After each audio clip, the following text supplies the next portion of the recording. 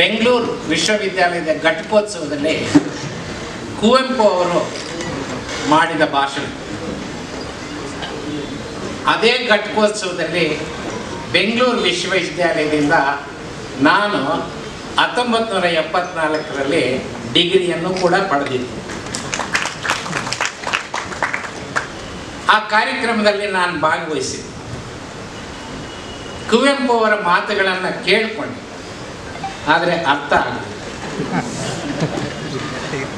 ಆನಂತರ ವಕೀಲ ಅಂದಮೇಲೆ ಅದೇ ಭಾಷಣವನ್ನು ಓದಿದೆ, ಸ್ವಲ್ಪ ಅರ್ಥ ಆಯಿತು.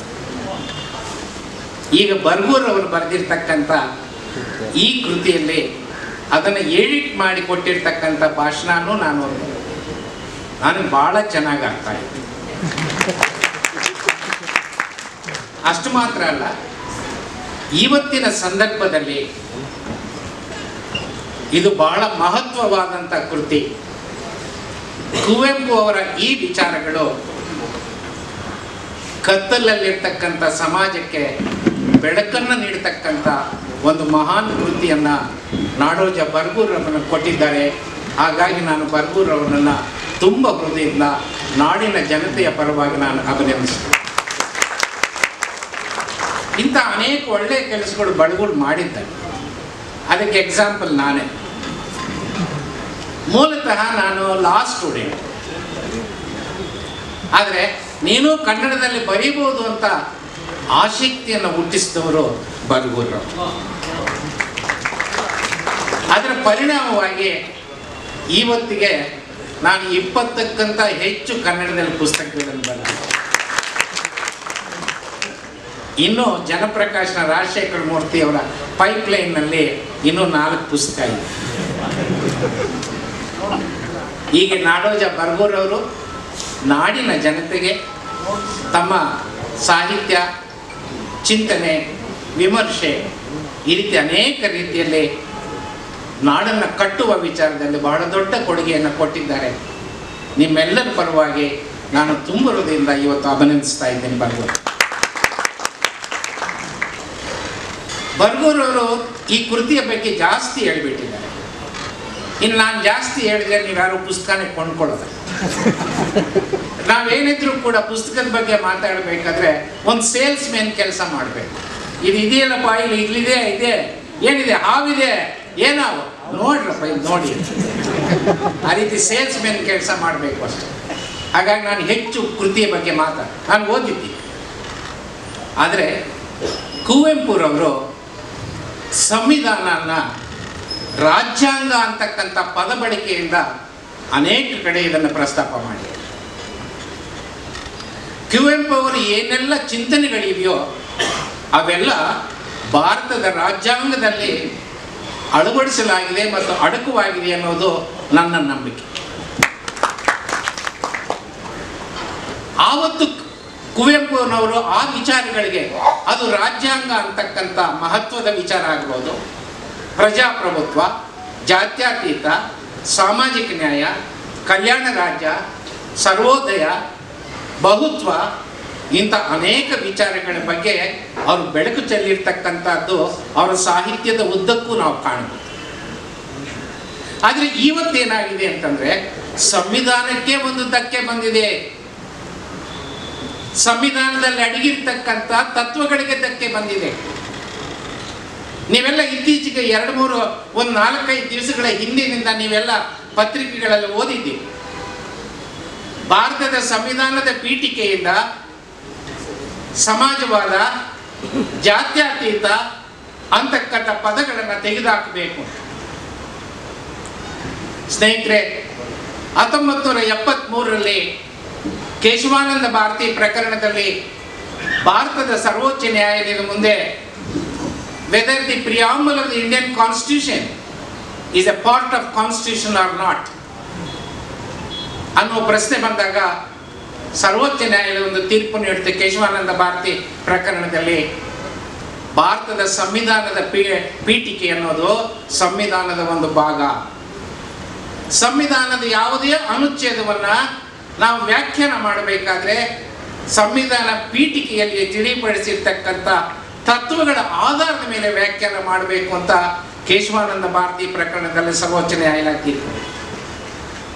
ಅದಾದ ನಂತರ 1975-76ರಲ್ಲಿ ಸಂವಿಧಾನಕ್ಕೆ 42ನೇ ತಿದ್ದುಪಡಿ ತಂದು ಜಾತ್ಯತೀತ, ಸಮಾಜವಾದ, ಭಾರತದ ಐಕ್ಯತೆ ಅಂತಕ್ಕಂಥ ಪದಗಳನ್ನು ಸೇರಿಸಿದ್ದು ತಪ್ಪು ಅಂತಕ್ಕಂಥ ವಿಚಾರ ಮಿನರ್ವಾ ಮಿಲ್ ಕೇಸ್ನಲ್ಲಿ ಬಂತು. ಆಗ ಭಾರತ ಸರ್ವೋಚ್ಚ ನ್ಯಾಯಾಲಯ ಹೇಳಿದ್ದು, under article 368 of the Indian Constitution, the Parliament is having the power to amend the Constitution. It includes to amend the preamble of the Constitution, therefore we reject the writ petition. ಅಷ್ಟು ಮಾತ್ರ ಅಲ್ಲಿ ನಿಲ್ಲಿಲ್ಲ. ಮತ್ತೊಂದು ಪ್ರಕರಣದಲ್ಲಿ ಸರ್ವೋಚ್ಚ ನ್ಯಾಯಾಲಯ ಹೇಳಿತು, ಇವು ಹೊರಗಡೆಯಿಂದ ಹೆಕ್ಕಿ ತಂದು ಇಲ್ಲಿಟ್ಟಿದ್ದಾರೆ, ಅಂಬೇಡ್ಕರ್ ಇಟ್ಟಿಲ್ಲ.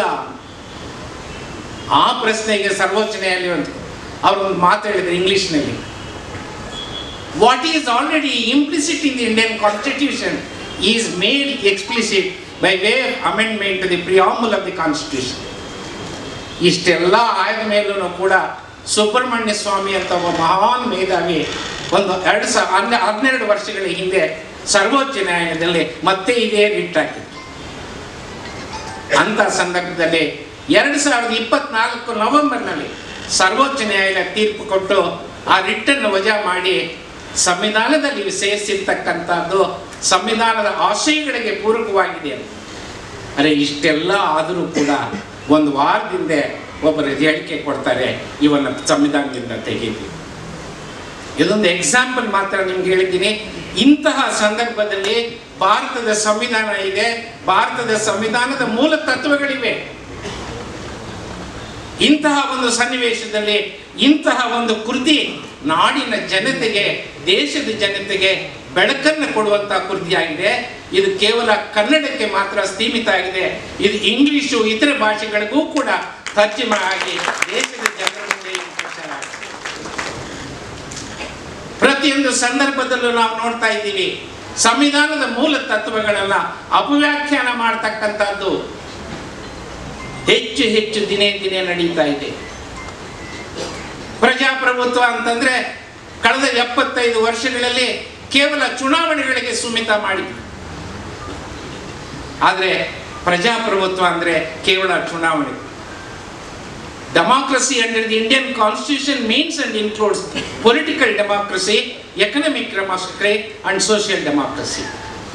ನಾವು ಇದರ ಬಗ್ಗೆ ಚಿಂತನೆನೇ ಮಾಡಿ, we only debated about political democracy. ಆರ್ಥಿಕ ಪ್ರಜಾಪ್ರಭುತ್ವದ ಬಗ್ಗೆ, ಸಾಮಾಜಿಕ ಪ್ರಜಾಪ್ರಭುತ್ವದ ಬಗ್ಗೆ ನಾವು ಚರ್ಚೆ ಮಾಡಿದ್ವಿ. ಜಾತ್ಯತೀತ ಅಂದ್ರೆ ನಾನು ನನ್ನ ಬಳಗ ರಾಜ್ಯದ ಉದ್ದಕ್ಕೂ ಸಂವಿಧಾನ ಓದುವ ಅಭಿಯಾನ ನಡೆಸಿದ್ವಿ. ಎಲ್ಲ ಕಡೆ ನಮ್ಗೆ ಸಿಕ್ಕಿದಂಥ ಉತ್ತರ ಏನು ಅಂತಂದ್ರೆ ಎಲ್ಲ ಧರ್ಮಗಳನ್ನು ಸಮಾನವಾಗಿ ನಡೆಸೋದು. ಆದರೆ SR ಬೊಮ್ಮಾಯಿ ಕೇಸ್ನಲ್ಲಿ ಭಾರತದ ಸರ್ವೋಚ್ಚ ನ್ಯಾಯಾಲಯ ಇದರ ಬಗ್ಗೆ ವ್ಯಾಖ್ಯಾನ ಮಾಡ್ತಾ ಹೇಳಿದ್ರು, secularism means separation of religion from politics. ರಾಜ್ಯ ರೂಪಿಸ್ತಕ್ಕಂಥ, ಸರ್ಕಾರ ರೂಪಿಸ್ತಕ್ಕಂಥ ನೀತಿಗಳು ಯಾವುದೇ ಧರ್ಮದ ಫರ್ಮಾನುಗಳಿಂದ ಪ್ರೇರಣೆ ಪಡೆಯಬಾರದು. ಅದು ಜನಹಿತನ ಕಾಪಾಡ್ತಕ್ಕಂಥ ಒಂದು ವ್ಯವಸ್ಥೆ ಜಾತ್ಯತೀತ ವ್ಯವಸ್ಥೆ. ಆದರೆ ನಾವು ಅದನ್ನು ಸರಿಯಾದ ರೀತಿ ಅರ್ಥ ಮಾಡಿ, ಅದೇ ರೀತಿ ಸಾಮಾಜಿಕ ನ್ಯಾಯ ಅಂತ ಬಂದಾಗ ನಾವೆಲ್ಲ ಸಾಮಾಜಿಕ ನ್ಯಾಯ ಅಂದ್ರೆ ಮೀಸಲಾತಿ, ಮೀಸಲಾತಿ ಅಂದ್ರೆ ಸಾಮಾಜಿಕ ನ್ಯಾಯ ಅಂದ್ರೆ ಕೇವಲ ಮೀಸಲಾತಿ. ನಾನು ಅನೇಕ ಸಲ ಹೇಳಿದೆ, reservation is only an iota of social justice. ಸಾಮಾಜಿಕ ನ್ಯಾಯದ ಒಟ್ಟು ವ್ಯಾಖ್ಯಾನದಲ್ಲಿ ಅದೊಂದು ಸಣ್ಣ ಅಣು. ಆದರೆ ನಾವು ಬೇರೆ ವಿಚಾರಗಳು ಬೇಡ. ಹಾಗಾಗಿ ಇವತ್ತಿನ ಸಂದರ್ಭದಲ್ಲಿ ರಾಜ್ಯ ಸುತ್ತಿ ಸಂವಿಧಾನ ಓದು ಅಭಿಯಾನ ನಾನು ನನ್ನ ಬಳಗ ನಡೆಸಿದಾಗ ನಮಗೆ ಸಿಕ್ಕಂತ ಅರಿವು ಏನಂದ್ರೆ ಸಂವಿಧಾನದ ಬಗ್ಗೆ ಸರಿಯಾದಂತಹ ತಿಳುವಳಿಕೆ ಅತ್ಯವಶ್ಯಕವಾಗಿ ಬೇಕಾಗಿದೆ. ಅದು ಪ್ರಜಾಪ್ರಭುತ್ವ, ಜಾತ್ಯತೀತ, ಕಲ್ಯಾಣ ರಾಜ್ಯ, ಬಹುತ್ವ, ಫೆಡರಲ್ ವ್ಯವಸ್ಥೆ, ಈ ರೀತಿ ಅನೇಕ ವಿಚಾರಗಳು. ಅದೇ ಸಂದರ್ಭದಲ್ಲಿ ಇವತ್ತು ಬೇರೆ ರೀತಿಯಲ್ಲಿ ವ್ಯಾಖ್ಯಾನ ಮಾಡ್ತಕ್ಕಂಥ, ಅಪವ್ಯಾಖ್ಯಾನ ಮಾಡ್ತಕ್ಕಂಥ ಪ್ರಸಂಗಗಳು ಹೆಚ್ಚು ಹೆಚ್ಚು ನಡೀತಾ ಇರ್ತಕ್ಕಂಥ ಈ ಸಂದರ್ಭದಲ್ಲಿ ಕುವೆಂಪು ಮಾತ್ರ ನಮಗೆ ಬಹಳ ಪ್ರಸ್ತುತ, ರೆಲೆವೆಂಟ್ ಅಂತ ಮಾತ್ರ ಅಲ್ಲ, ಅಂಬೇಡ್ಕರ್ ವ್ಯಾಖ್ಯಾನೂ ಅಷ್ಟೇ ಪ್ರಸ್ತುತ. ಆ ಸಂವಿಧಾನವನ್ನು ಉಳಿಸ್ಕೊಂಡ್ರೆ ಕುವೆಂಪು ಅವರ ಆಶಯಗಳು ಉಳಿದಂಗಾಗತ್ತೆ ಸ್ನೇಹಿತರೆ. ಆ ದಿಕ್ಕಿನಲ್ಲಿ ನಾವು ಚಿಂತೆ.